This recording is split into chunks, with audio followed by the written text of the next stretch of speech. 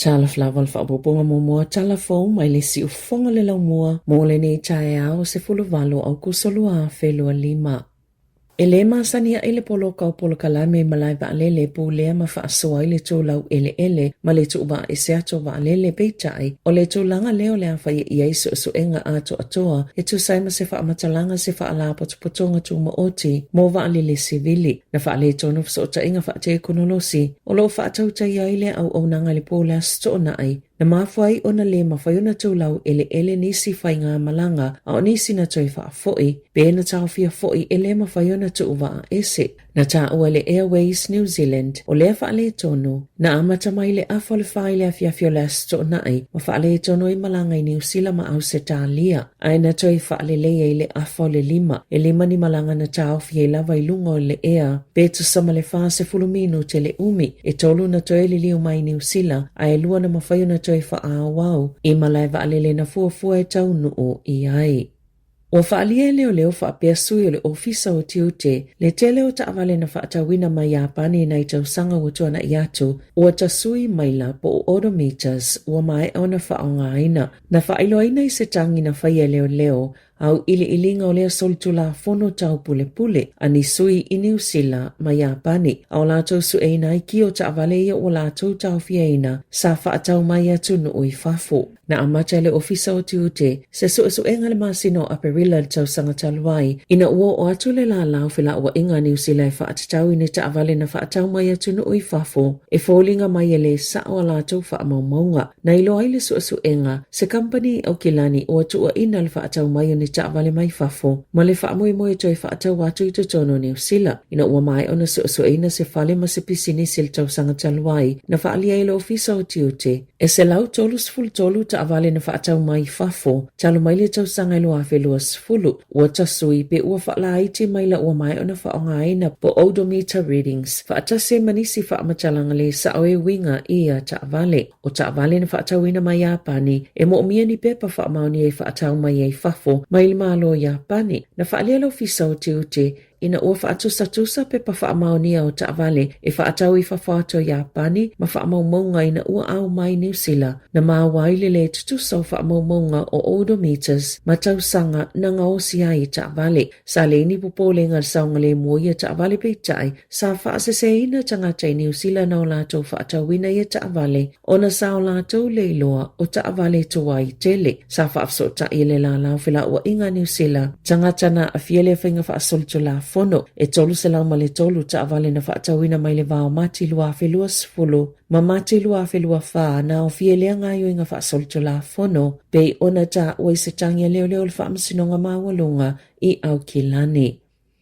O le masina o mesa pito silio na pisi mo tangata na toi fo i mai ala tau ta faonga pei ona maua i whaamaumaunga o lo whaawauna whaamumue tangata New Zealand i whainga malanga i atuno i whafo ma ua whaamawina le matua pito silio atona to otele i lea taimi e ui i le taunga tau le tau le soifuanga wa awhia i ainga ta itasi le atuno na whaalia i whaamaumaunga le Stats New Zealand ua pito silio atu le to otele o tangata toi fo i mai whainga malanga i atuno i whafo na ilo le taimi na pepesi le COVID se fuluiva o le to'atele lavo ia tangata na malanga sa whaatumu pe whaamalia ina ile taimi lea sa le mawhaiona ta whawhao pe malanga i whafo pe ona ta oe Paula Rhodes le e ona le Hornby House of Travel. Na sitia mawalunga leo whainga malanga i le atu Asia e 20% ai mai se Indonesia, China, Japani ma Initia. I tutono masina e se fulu malelua e o mai a Iuni, e to'atolu se lau se fulu ono afe se lau tangata New Zealand, na malanga moni taimi pupu i Asia, tolu whapasene na CTI, pe afua i le tausanga i tua atu.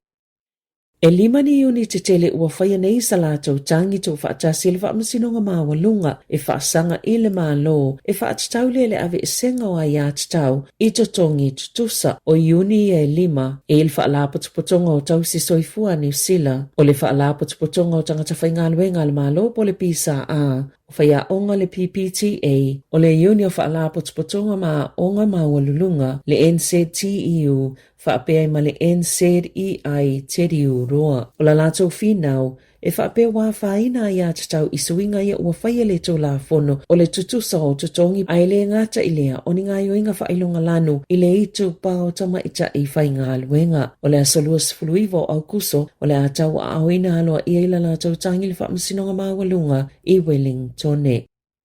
E se fulu masina ua nofo vaa ai se tangata ana se fale kofe i murupara ma whaatonu ina e tutongi se lau fitu lima fetala. Ona i letu saima letu la fono le vaingo ni tangata whainga wenga mai fafo whaata sei malona tu ina ato ni whaamatalanga se ili ofisa fe malanga inga na tu la i ratha ni le eana le Bakehouse Cafe le whaamasinonga whaitu malo o rotorua ili asos fulfao au kuso mo le tau laulanga o lona whaasalanga e se lau lima sifulua fetala alfa salanga mo le company ma le lua se fulu lima afi e tau i e tangata whainga luenga e to toluna a fiele sol tu la fono wa una ina le embi so se tasi o ia masalomia ni ngā yoinga whaape te tono whale whainga luenga ina ia lipo ti vave atu ile o valu se lau lua se lau o valu valo. Ua whaalea ngā ina le laisene o se whauwhautua mō pepa malanga ina ua ia whaatonu ina ni tangata whainga luenga mai saina e totongi le whaitau wafe o tupe mo le whainga o visa pe tai e le ini ngā luenga o whainga pio na whai e Sue Dong Jane Ma e au fielo na whainga ni talo sanga o visa mō tangata whainga luenga e to alua i se company whauwhale ta ua le Said Our Homes o se pisi nisi alona to alua e na te le i whaailoa ina la ia te inai mai le ai fo i ni ngā luenga na whaatanuina e te tongi ni taui e lima sefulu wafe lima se lau Tala. Whape ma le sefulu wafe Tala o ni whaasalanga. Sa tele ni lipo te o company sa whaatauina atu ni ngā luenga pepelo i lalo le pol kalame o visa o le Accredited Employer Work Visa talo mai le amatanga o le lua afe lua tolo.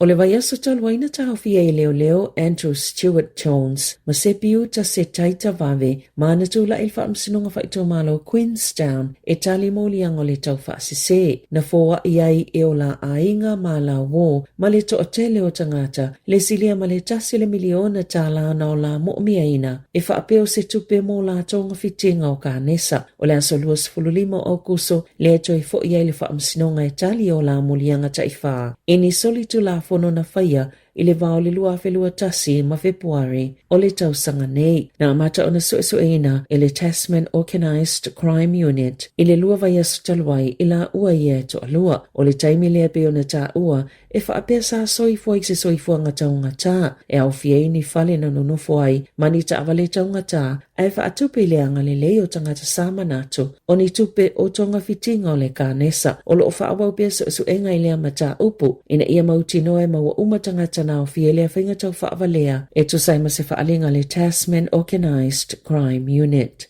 I ta alonga, na whaafetaia le whaia onga le olpeleki Scott Robertson le ta aloala na au i Cordoba i le waweawa na nafi na ua manu malo ia Argentina whaatasi i le luas fululua ui i lea e iei lava vaenga iao na whaalileia pei ona ia whaalia. Na ta ua e Robertson lo na nganga whaafetai ina uatoi fo i le olpeleki le numere tasi i le whaatula nganga o aula kapita i toa se fululima i le laulangi pei tai ua amata na waava ai le ta alonga le vaia sofo ai le ole tūlanga mua i le laulangi pei ona iei le taiminei. O le tai o le asai le vai asafou taimini usila o le ato i ta alo i le olupele ki ma Argentina. Na whaia ina Wellington e ia o tākol ta amilisanga le NBC le whai unga le vai aso i le malai o Jerry Collins i Porirua. Ai whai o le ta alonga i whaasfulo no i le whaase fulo tasi. Na ulua i tau ai Wellington e si koe lua i nai minute a mata o le ta alonga matula i mai le sefulu whai le ai. Peita ai safi na umalo si ato o tako mai ua i lava i na manu malo. E tale afa ua lua sefulu wha o tako i le sefulu iwa Wellington. Na mata ina le skoa le li o Tom Maiava ona o se pasi whaale tono o tako na ia mawhai o na ia whao i le polo ma whaasasa o ato ai le laina sikoa. E ta alo Wellington e mamana watu a o tako ma Countess Manukau i le whai unga o le nei vai aso. Ta ala fau ia ma le si ufonga le lau mua mo le nei vai ngo le tae au.